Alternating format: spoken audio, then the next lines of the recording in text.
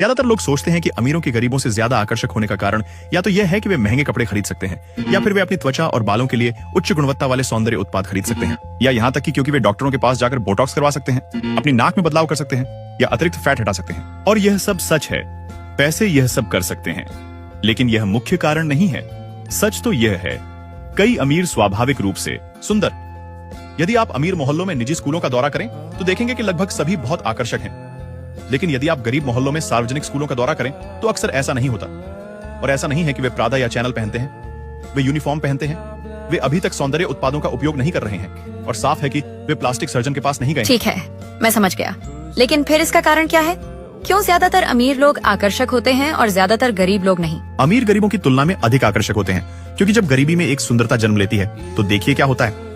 उदाहरण के लिए इस परिवार को देखें जो एक गरीब इलाके में रहता है। पिता सुंदर नहीं है और माँ भी सुंदर नहीं है, लेकिन उनकी बेटी अपनी माँ के शरीर और नाक और अपने पिता की आंखें और बाल की सौभाग्यशाली विशेषताओं की वजह से बहुत खूबसूरत हो जाती है।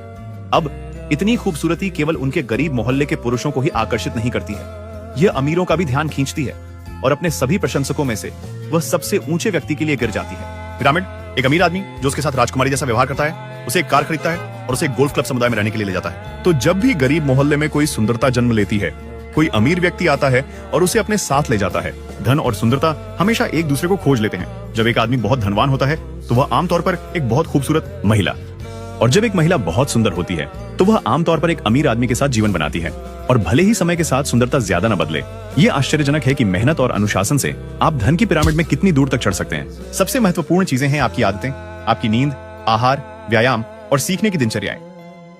केवल 9